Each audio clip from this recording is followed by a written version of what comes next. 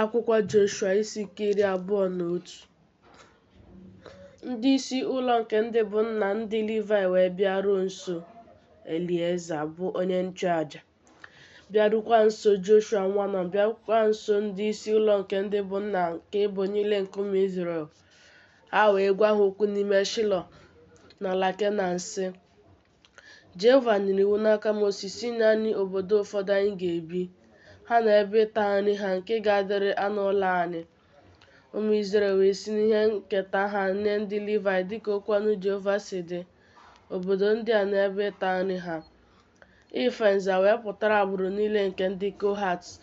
Ụmụ Erọn bụ onye nchụaja ndị sitere na ndị Livayị wee nwee obodo 13 sitere n'ebo Juda, sitekwa n'ebo ndị Simiọn, sitekwa n'ebo Benjamin na ife nza. Ụmụ Kohat fọdụrụ wee nwee obodo 10 sitere n'agbụrụ niile nke ebo Ifrem, sitekwa n'ebo Dan, sitekwa na nkewa ebo Manase na ife nza. Ụmụ Geshọn wee nwee obodo 13 sitere n'agbụrụ niile nke ebo Isaka, sitekwa n'ebo Asha, sitekwa n'ebo Naftali, sitekwa na nkewa ebo Manase n'ime Beshan na ife nza. Ụmụ Merari dịka agbụrụ niile ha si dị wee nwee obodo 12 sitere n'ebo Ruben, sitekwa n'ebo Gad, sitekwa n'ebo Zebụlọn. Ụmụ Izrel wee nye ndị Livayị obodo ndị a n'ebe ịta nri ha na ife nza, dịka Jehova nyere iwu n'aka Mosis. Ha wee si n'ebo ụmụ Juda, sikwa n'ebo ụmụ Simiọn nye obodo ndị a nke a kpọrọ ha n'aha ebe a. Ha wee dịrị ụmụ Erọn ndị sitere n'agbụrụ ndị Kohat ndị sitere n'ụmụ Livayị, n'ihi na ha ka ife nza mbụ dịrị. Ha wee nye ndị Kiriat Aba nna Anak ka Aba ahụ bụ, nke ahụ bụ Hebrọn, n'ugwu Juda, ya na ebe ịta nri ya niile gburugburu, ma ọhịa nke obodo ahụ na obodo nta ya niile, ka ha nyere Keleb nwa Jefune n'ihe onwunwe ya.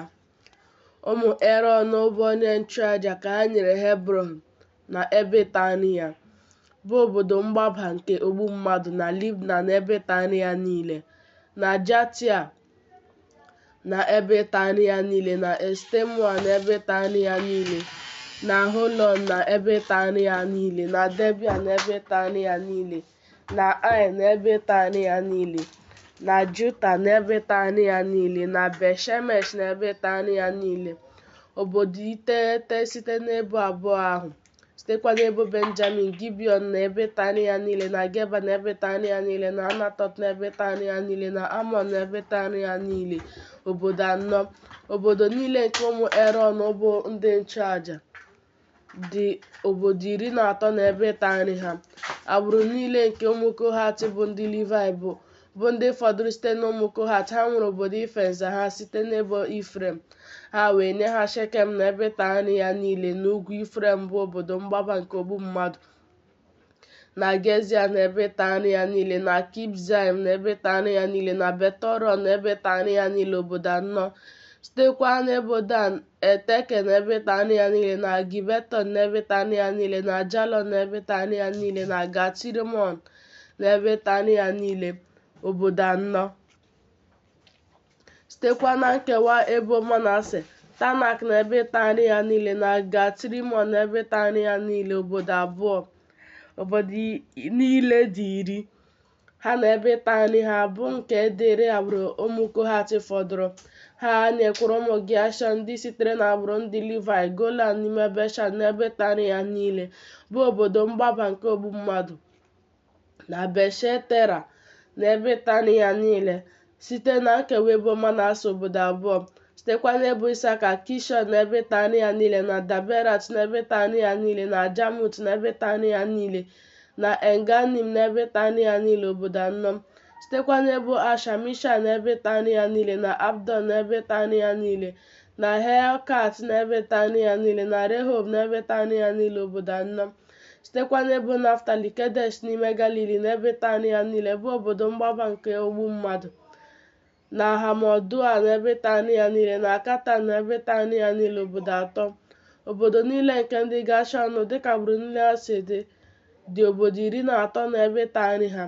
Ha nyekwara agbụrụ niile nke ụmụ Merari bụ Livayị fọdụrụ Jokneam na ebe ịta nri ya niile, na Katan na ebe ịta nri ya niile, na Dimna na ebe tara ya niile, na Nahalal na ebe tara ya niile, sitere n'ebo Zebụlọn obodo anọ, sitekwa n'ebo Ruben, Beza na ebe tara ya niile, na Jahaz na ebe tara ya niile, na Kedemot na ebe tara ya niile, na Mefat na ebe tara ya niile, obodo anọ, site n'ebo Gad, Ramọt n'ime Gilead na ebe tara ya niile, bụ obodo mgbaba nke ogbu mmadụ, na Mahanaim na ebe tara ya niile, na Heshbọn na ebe tara ya niile, na Jeza na ebe tara ya niile. Obodo ahụ niile dị anọ.